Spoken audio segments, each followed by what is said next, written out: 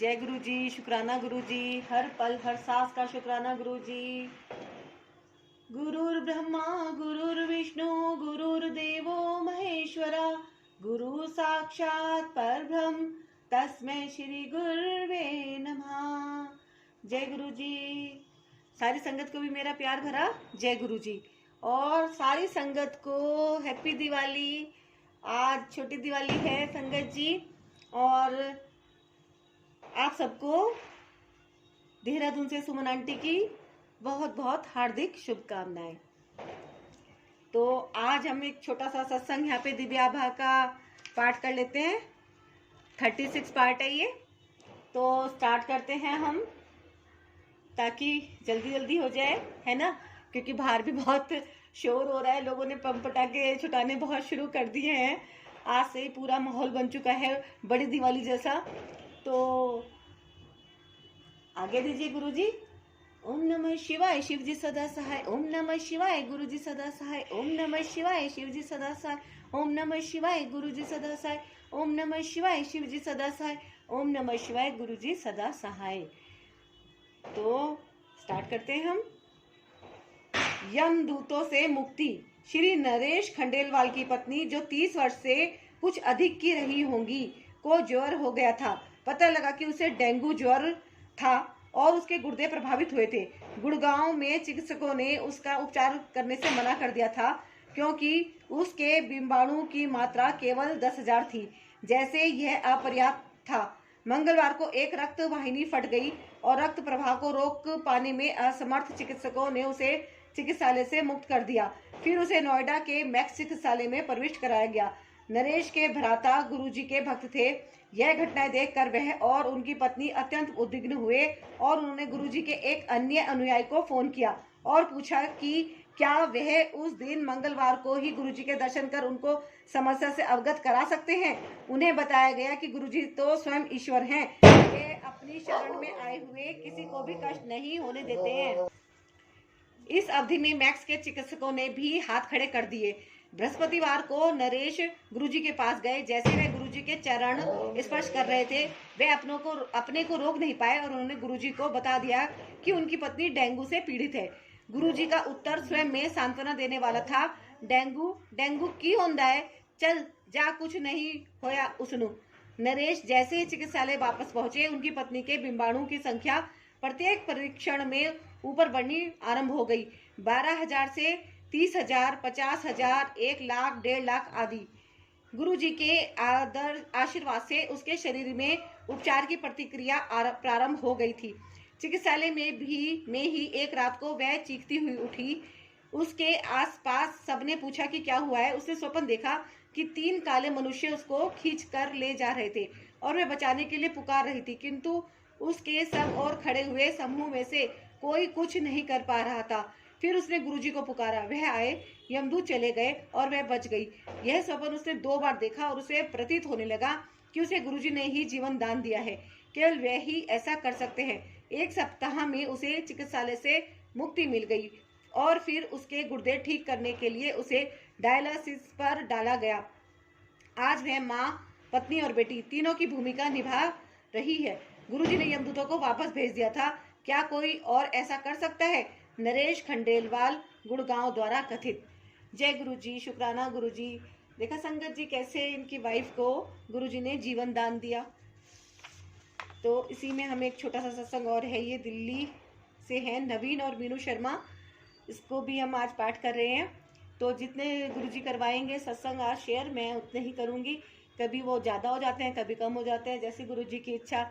मैं तो वीडियो पर डाल रखा है कि गुरुजी जैसा आप चला रहे हो, मैं तो वैसा ही कर रही हूँ। तो संगत जी एक बार जोर से आप भी शुक्राना कीजिए गुरुजी का। जय गुरुजी, शुक्राना गुरुजी। पूरी श्रद्धा और ध्यान से गुरुजी का सिमरन कीजिए। और ये सत्संग जो गुरुजी जिस टाइम पे चोले में थे, पूरा सबके साथ साक्षात बातचीत करते थे, अपना आशीष, अपनी ब्लेसिंग देते थे, तो ये तब उन लोगों के सत्संग हैं दिव्य आभा में। आप इसे जरूर सुनिएगा और जरूर शेयर कीजिएगा, है ना। और अगर आप गुरुजी ब्लेसिंग कल्याण गीता चैनल पर पहली बार आ रहे हैं तो सब्सक्राइब जरूर कीजिएगा। और जितने भी पिछले अगर आपके सत्संग छूट गए हैं इस दिव्य आभा के, वो एक बार पूरा जरूर सुनिएगा, है ना। अगर एपिसोड आगे पीछे हो जाते तो आप नोट कर लीजिए, ताकि आपके इस दिव्य आभा के सारे सत्संग कम से कम 1 टाइम पूरा का पूरा कंटिन्यू कंप्लीट हो जाए, है ना। तो आप एक दिन में 1 घंटा 2 घंटा सुनने का पूरा नियम बना लीजिए और इसको जरूर सुनिए।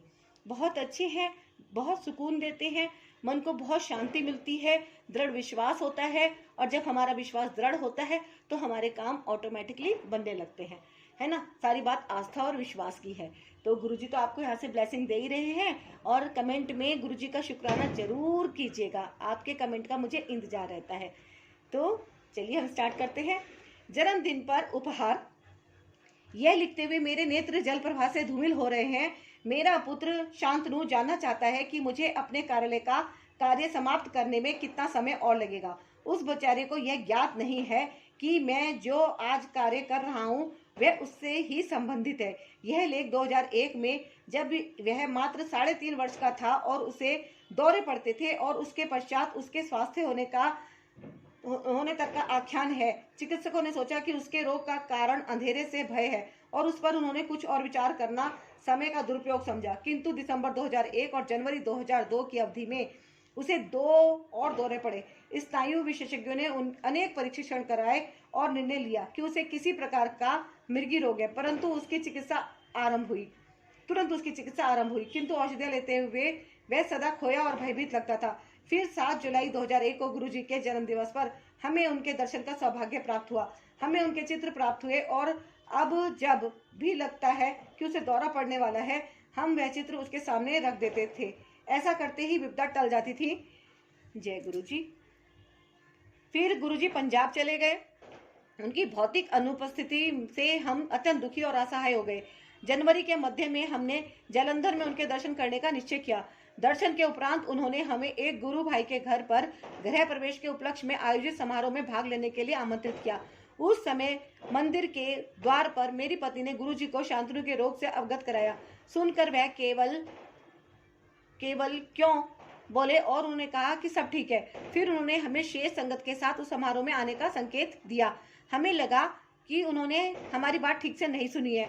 समारोह के अंत में हमने पुनः गुरुजी के पास जाने का साहस किया।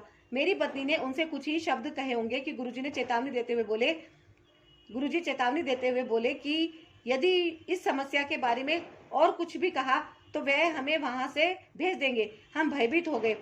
संगत समाप्त होने पर गुरुजी ने घोषणा करी कि दिल्ली की संगत वहां रुककर अगले दिन भी उनके दर्शन कर सकती है। हमें प्रतीत हुआ कि उन्होंने हमें क्षमा कर दिया है। अगले दिन प्रातः दिल्ली लौटने पर हमने शांतनु की औषधियां बंद करने का निश्चय किया। मेरे भाई, जो उसके स्नायु विशेषज्ञ और मनोचिकित्सक और उनकी स्त्री रोग विशेषज्ञ पत्नी की राय के विरुद्ध हमने सब कुछ गुरुजी के ऊपर छोड़ दिया था। शांतनु ने भी अपनी भूमिका निभाई। उस समय तक वह 4 वर्ष का हो गया था।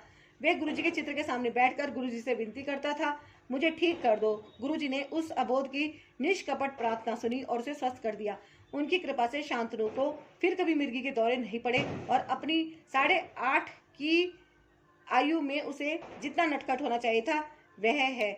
मेरी आंखों से फिर अश्रुधारा प्रवाहित हो रही है। नवीन और मीनू शर्मा, दिल्ली से। जय गुरुजी। शुक्राना गुरुजी। देखा संगत जी कैसे गुरुजी ने उनके बच्चे को ब्लेस करा, और उनकी ये जो इतनी खतरनाक बीमारी जिसे कि मिर्गी के दौरे बोला जा रहा था, पूर्णतया समाप्त कर दी। तो ऐसे हैं गुरुजी, बस उनका तो ध्यान करना होता है और सिमरन करना होता है और शुक्राना करना होता है। गुरुजी शुक्राना करने से बहुत प्रसन्न होते हैं। तो उठते बैठते गुरुजी का शुक्राना कीजिए, है ना संगत जी। तो अभी चलती हूँ मैं। अब आज के लिए गुरुजी आज्ञा दीजिए, और सभी को सुमन आंटी की तरफ से दीपावली की हार्दिक शुभकामनाएं। जय गुरुजी।